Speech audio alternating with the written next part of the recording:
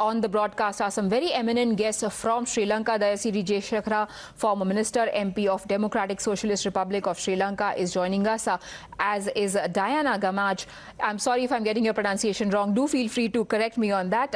He's the MP of SJB party and a supporter of the present dispensation. Ambassador Bernard also joins us. He's a former Secretary, Ministry of Foreign Affairs. Madhuri Ranasinghe is joining us. She is a Sri Lankan journalist. Madhuri, as somebody who would have reported on Lanka and its battles with various crises, after all, that country is not stranger to these. How do you see these visuals that we're seeing right now, that people have become so desperate, so angry that they are not stopping at anything? You can see those visuals from inside the presidential palace, something that the whole world is now watching with amazement and worry. To be honest, a lot of people in Sri Lanka at the moment are waiting in queues. There are queues for fuel, there are queues for gas, and even if you have queues for the gas, there's no gas to sell.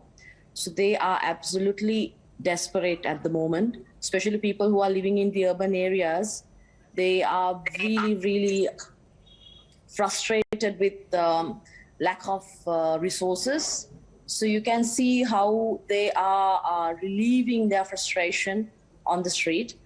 That's the main reason. So most of the, even the medicines, if you go to the hospitals, there are some shortages in hospitals, some medicines that's used in different procedures. And there are doctors complaining that they can't reach the hospitals on time because of the fuel shortages. So these are the common issues people have. So obviously they are frustrated. That's why they are putting their anger out. Diana, now Yes. we know Ranil Wickremesinghe, under a lot of pressure, has resigned. Gotabaya says that on 13th of July, hopefully he will also be exiting. He's already on the run right now. Is it too late? Is it this resistance to change things against which there is so much anger that has led to the crisis spiraling out of control? Well, actually, thank you for inviting me on this. What I have to actually say is that, the situation in the country right now, this has been carrying on for quite a while. People's, frustrations and people's, the people who are suffering in this country without the basic needs, which are, the fuel, the gas and things like that, which the lady spoke about before me. The thing is, very unfortunately, it has brought this to this situation because the main reason is mismanagement of the hierarchy. The mismanagement within the government and the officials and the leaders of mismanagement of economy. And if they realized that we had a pandemic, a world pandemic, firstly, we suffered for 2 years with this world pandemic. What they should have realized is this was just building up. It is something that has been building up for quite a while, this frustration of people in the country. So this was not identified early enough. Right. And it has brought this situation right now. So now it is gone, it has come to a point that it has just burst. This balloon has burst now, and the people are taken to the streets. As you can see around the world, they are showing all these footages.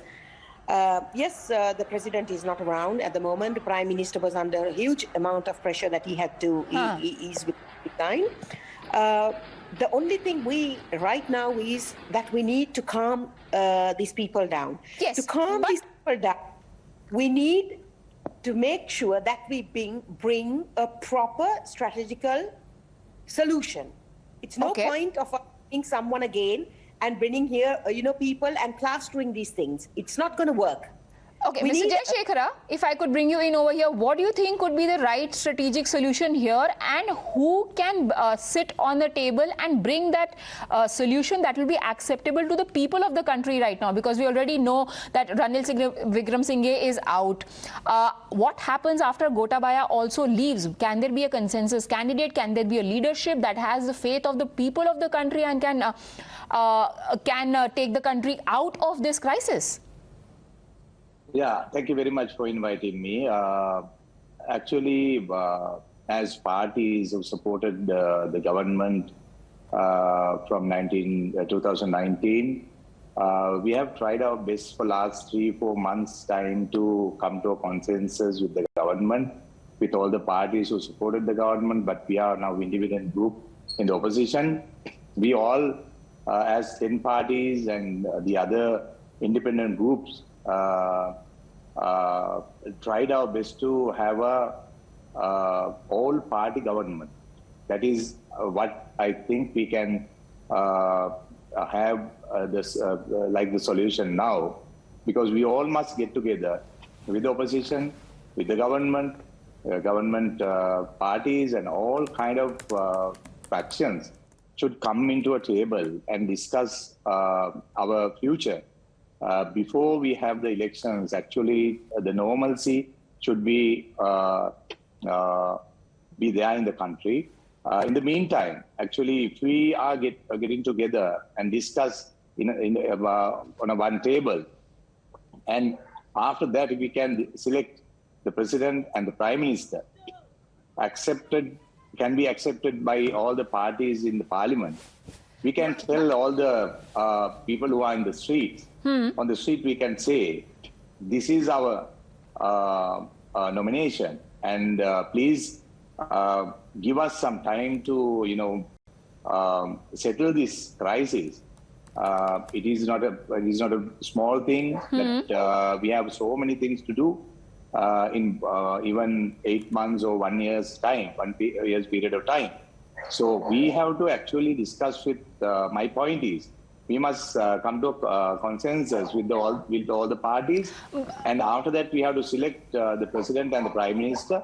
Yes. And after that we have to discuss with the people on the street and ask them to go home and give us some time to settle this matter. Ambassador Bernard, now these protests have been raging for weeks. The solution that Mr. Jayashekhara is offering, and to some extent Diana also said similar things, that a consensus has to be reached.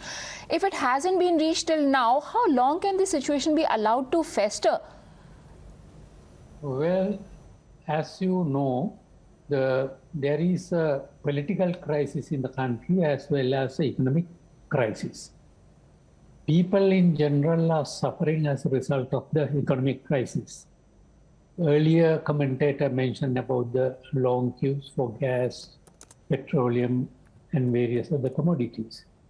The political situation is a different thing. But come Wednesday, the 13th of July, when the president decides to hand over his resignation, there will be a situation we will have no president, no prime minister, no cabinet, no government. So in the short term, what is urgently required is to come to some sort of an understanding with regard to the governance of the country, who is, how it is going to be done. And there is a talk about all party representing government for short term. And thereafter, there will have to be elections as soon as possible, so that a new crop of members of parliament, new cabinet, and a new president would take over the country. So that is one situation. The other situation is the economic situation, which is much more difficult to handle because it is not within our control. The central bank has a big demand or need for foreign exchange, which it has not. And they collect about $250 million a month from various sources. And our fuel bill alone is about $500 million. So we can forget about the other urgent requirements of the country. So we need to address the economic situation. Sri Lanka has decided belatedly to go to the IMF.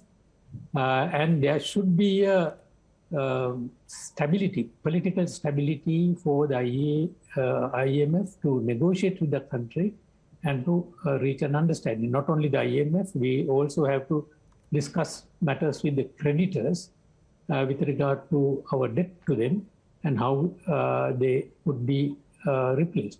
So this is the situation that we are facing today. we have to very fast settle the political situation within the next couple of days, if not week. And of course, there is also another solution, if I remember quite well. Some time ago, 10-15 years ago, if I'm not mistaken, there was a similar situation in Bangladesh where the government, there was no government, and in an interim period, there was a civilian government, not politicians, drawn from the public service, who took over the governing, the role of the government, conducted the elections, and after the elections handed over the political power to the elected party. So there is another road to travel if we wish to go that way. Right. So we will have to decide what exactly we should do. And it's very interesting that you mentioned IMF, because just today they have said that they're monitoring the situation very closely and they are waiting for a political resolution so that they can then resume talks for financial crisis resolution with the country, or whatever the political leadership comes. But Madhuri Ranasinghe sir also mentioned about talks with creditors. Now, to some extent, China, who is one of the biggest creditors, lenders to Sri Lanka, is to blame almost for what is happening in the country right now. Yet, tomorrow, once the political crisis is over and the country needs the money, is it going to go back to China for more money? Right at the moment that we know, most of the creditors, not most actually, the creditors, the Chinese creditors, are not willing to restructure our debt. That's what we heard. They are not willing to restructure our debt, even if we want to. I don't know whether it will change in the future. So in terms of the people, I think right now, most of the people, especially the protesters, are realizing that there's something not quite right about these whole debt crises and how Chinese debt has given us a lot more than we had before, in the sense like we have taken loans with higher interest rates. And so there is some restraint from the communities and the protesters for Chinese debts. Diana, sorry, I'm actually running out of time. One quick question to Diana. Will the new leadership be engaging with China? Well, the new leadership, we have to find out who's going to be the new leader, because there should be a leader who the people are going to accept, and a leadership should be able to handle the whole situation. Firstly, they're going to have to handle to calm the situation out there, because these people, the public, are out of hand now, and the way the things are going on right now, even at this moment outside, there is no law and order in the country right now. So at this moment, we need someone who actually can control these people, the public. Plus, we need someone who's going to give us long-term, this country, long-term, who can bring a long-term plan and make it happen, because it's no point of bringing someone forward and just trying to do it, as I said, just for a little while. Closing quick comments, Mr. Jayashekhar. I'm really sorry I'm rushing you guys, but do you think Sri Lanka